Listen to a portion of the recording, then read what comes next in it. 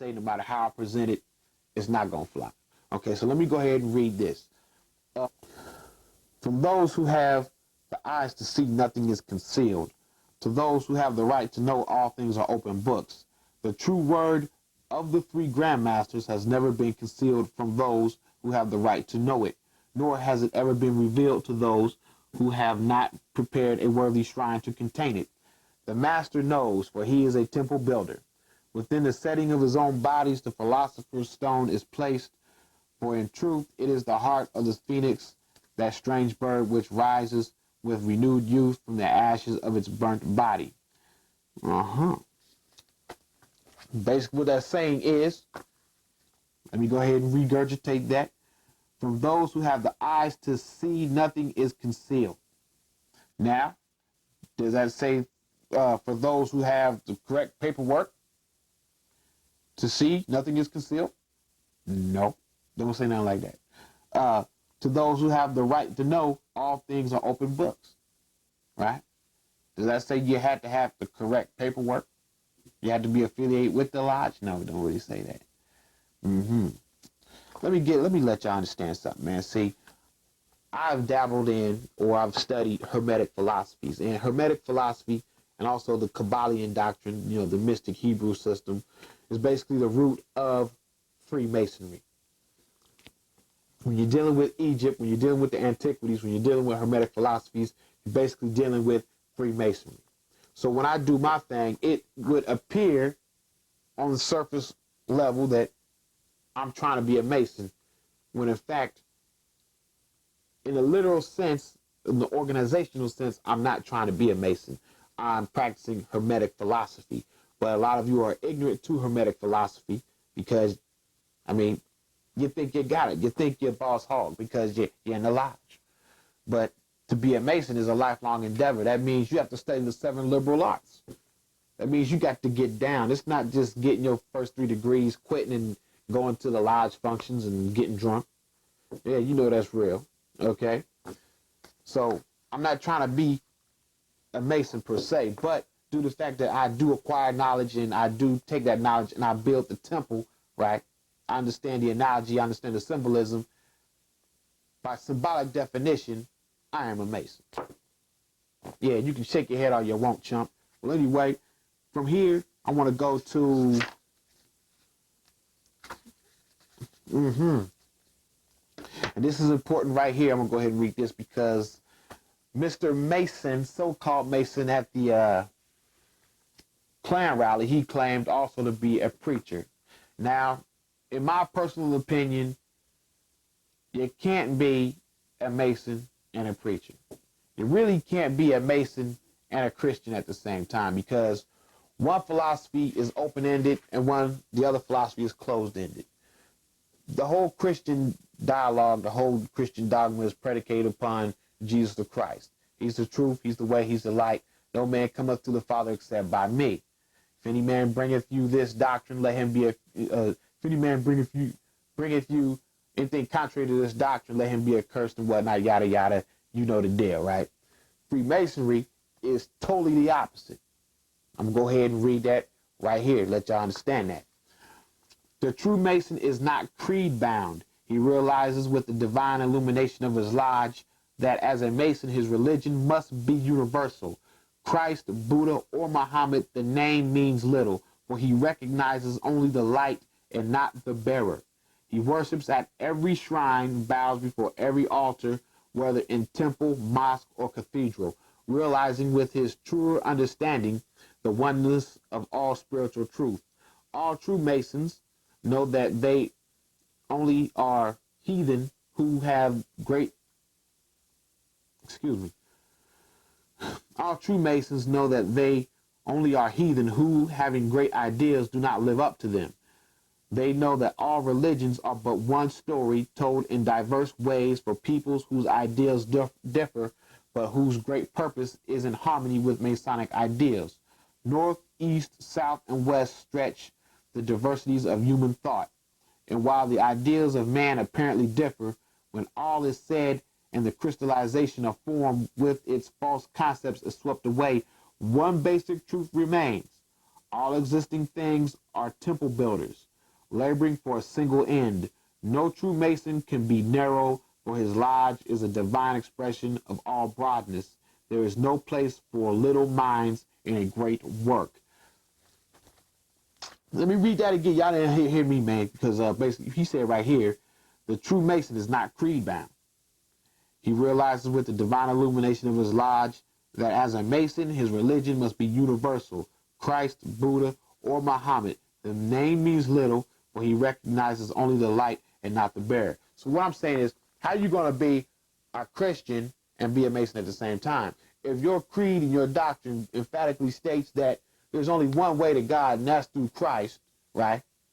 And to indulge in any other thing would be blasphemy, would be heretical, would be contrary to God, would be idol worship, would be blasphemy, right?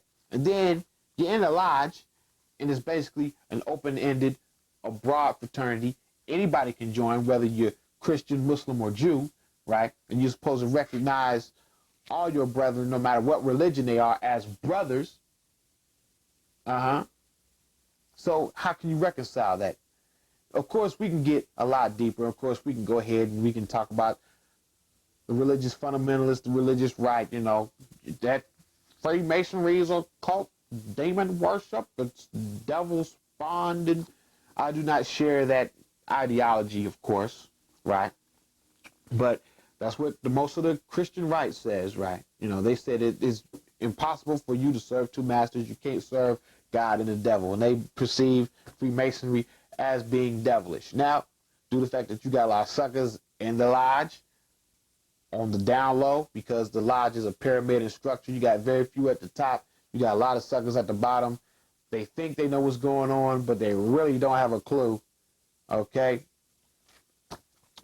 And so, I mean, when you're dealing with this materialism and you're dealing with these guys trying to get off scot-free and do these things and circumvent the law, and, you know, I can go on. I've seen a lot of things in my time, right? But fortunately, I've also seen a lot of good that the Masonic order has done, and I've met a lot of Freemasons who was real with this, you know what I mean? When they seen Big Mike and they seen Big Mike trying to learn and trying to educate himself, they never looked down on Big Mike. They never said, you clandestine, you's a eavesdropper, you's a coward, you not what I am, all that sucker nonsense, right?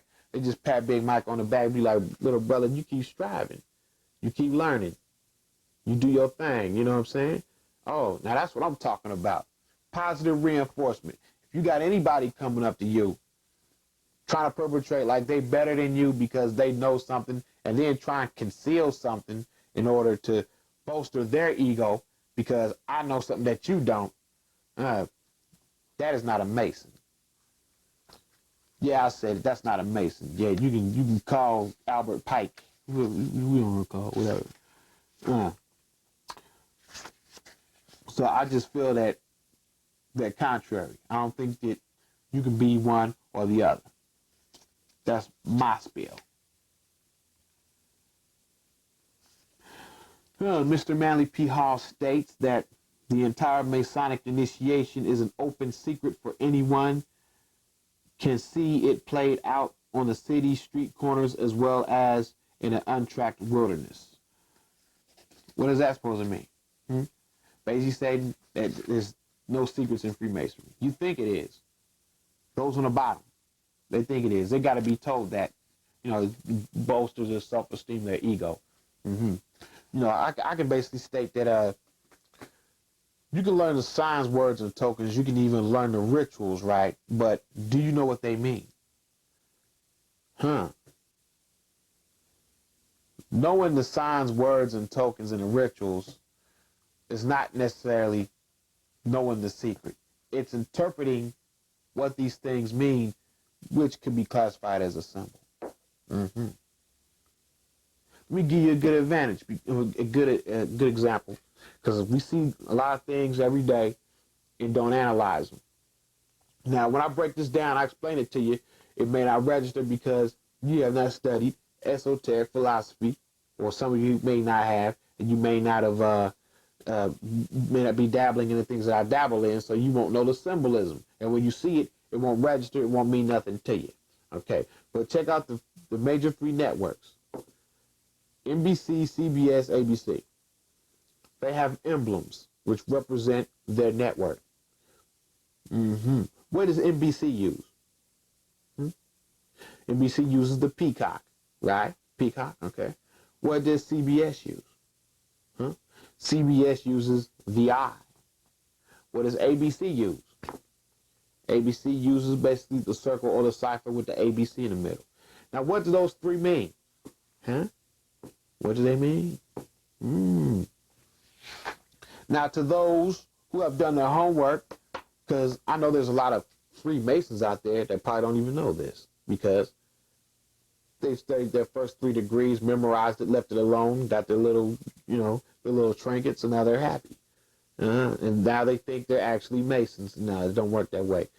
You got to get into this. What do those symbols mean? Well, I'll just put it this way. It's big, it's round, and it's hot, and it hangs in the sky. Now, I'm not going to even expound on why it represents that. You know what I mean? That's for another show. I'll do that later on, but I want to go ahead and get into this. But that's just showing how something can be staring you in the face for so long, and you won't even, you won't have the slightest clue. Some people say, well, so what, Big Mike? Wow. So what if they got these emblems that represent the big orange orb in the sky? What does that mean? Therein lies the secret. And it's only for certain people to know that. Yeah, you got to be worthy to know it. I understand that. I understand where the Masons coming from. What you have to be worthy to know certain things. This is understandable. That's why I don't spill everything. Okay. The true Master Mason recognizes the value of truth seeking wherever he can find it. It makes no difference if it be in the enemy's camp. If it be truth, he will go there gladly to secure it. The Masonic Lodge is universal. Therefore, all true Masons will seek through the extremities of creation for their light. The true brother of the craft knows and applies one great paradox.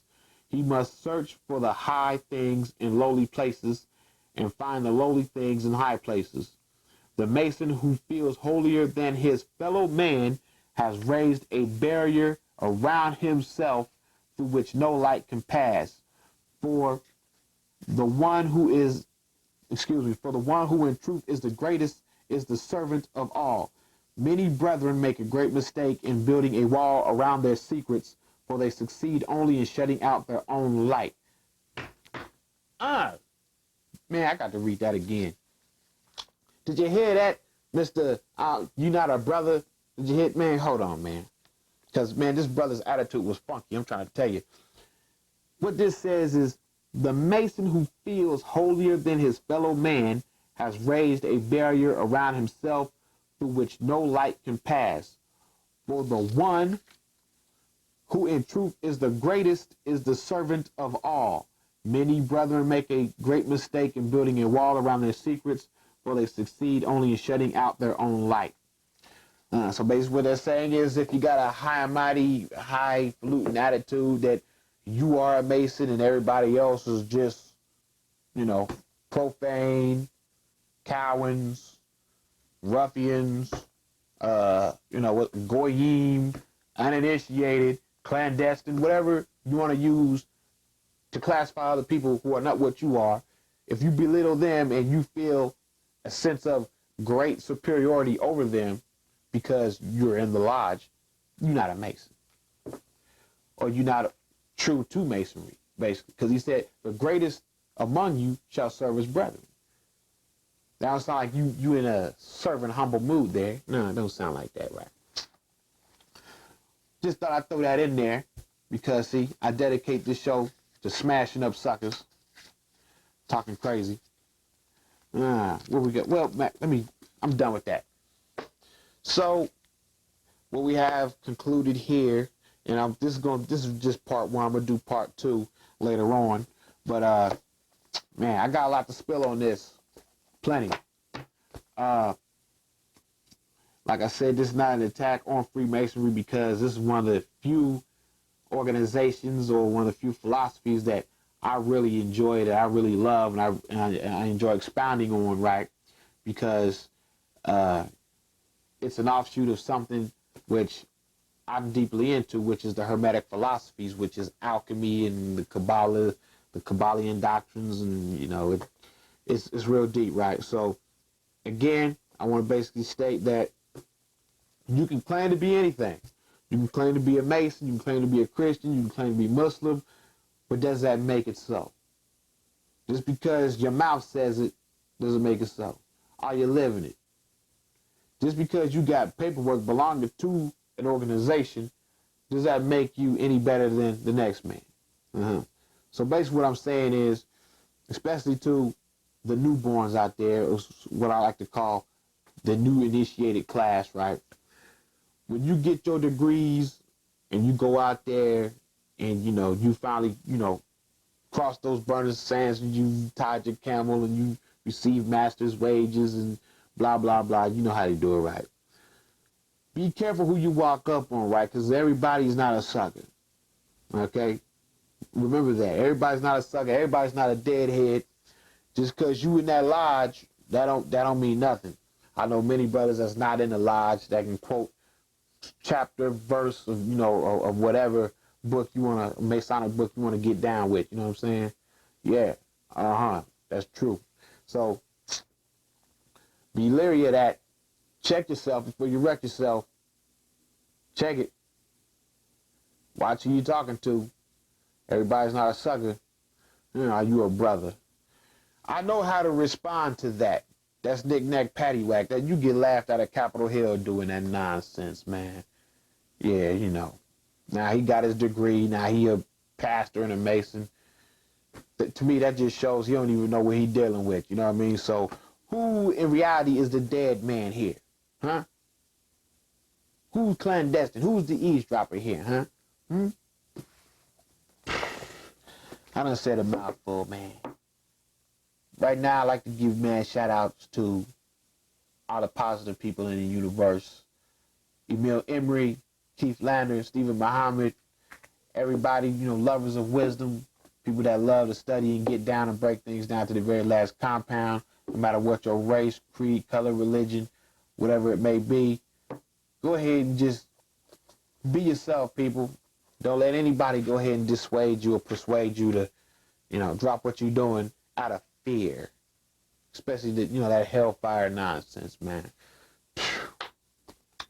Well, I'm going to sign off right now. I'll be back later on to get back in you. Yo, I thought you knew what these streets are wicked. Yeah, but y'all don't hear me though. Y'all think it's a fucking joke or something. Check this. I got my people stacking their food, stacking all their paper, getting ready for Armageddon or whatever. You know what I'm saying? I silent nigga can't speak. He's already deceased. Impossible mission to kill another black, make him king. To make his thoughts manifest. Premeditated situations, boy, keep him congested. The whole thought of the plan is to create a whole hoodlum nation. You overstand? Don't try to candy coat the incumbent. It's near you. You have a minute to pray, a second to die, boo. It's like pressing numbers on the phone. Look at here, it rang twice. Nobody's home. Now you feel all alone. Ain't that some shit? That's how it bees in the big easy don't slip. You think it's a joke if you won't. Niggas down here, boy, they listen for that chalk line pump. Looking for the yellow tape or what? I'm letting you know, boy, these wicked streets is a muckus. It's wicked. I mean the streets about to get ya. It's wicked. I mean the streets about to hit ya. Better go underground. If you don't get it, get it. You know one thing, what is that? Streets are wicked. It's wicked. You know what? They about to get ya. It's wicked. You know what? This about to hit ya. You better go underground. Because the streets gon' get it. My mind's wicked enough to make a hit on the jump. Pop the punk and watch them get stumped by my hoodlum counterparts that love to stomp and all. And every hoodlum that I know for sure, they got hearts. And look and get their trigger small. They thought they all. It's never animated. Every hoodlum nigga that I know is premeditated and planned it out. Always bringing the pain for the black nigga down south, man. I not know why we quick to anger and rage. Ask the Lord, he have it on the 666,000 page. The bulk of the beast, they say the beast is within me. Then release the entity because I can't handle that. I'm letting you know one thing, I got to get mine together. together, black. And if you don't like me, you don't know. These streets wicked low. They wicked low. It's wicked. They about to get ya. It's wicked. I look out, they about to hit ya. You better go underground, clown, if you don't want to get beat down. Because it's wicked. It's wicked. They about to get ya. It's wicked. I say the streets about to hit ya. You better go underground, clown, if you don't want to get beat down. Because it's wicked.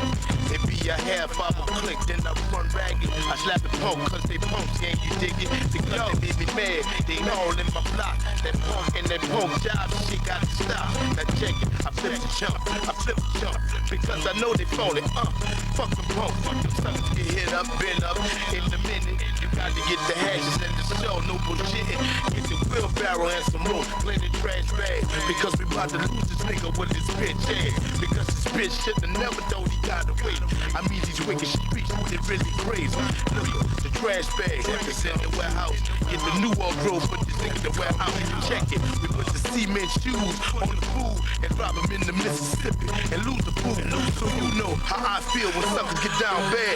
Check it, Morty, you know one thing I'm mad. I get the gas and put it on that nigga's ass and burn him quick. That's how I feel, because it's wicked.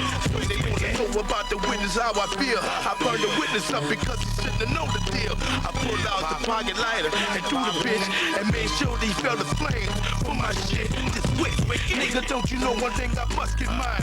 Any way that they go, anytime. Until I die, until I turn to dust, until the earth is turned to crust. From all the years that you've worked in your minds, I still see it. What do you mean you can still see it? I can still see the stars and stripes of the American flags, the stars which represent the badge of the oppressors, and the stripes which represent the oppressed who are held behind bars. Well, Bushwick, where should I pledge my allegiance? Only God knows. Because it all looks grim to me. Everyone who say they are really ain't. It's like they all wear masks. You know what I'm saying? Which illusion is the ultimate weapon. Is that the secret that's hidden in the temple? Precisely. We all have to use our own temple to find out the hidden secrets within.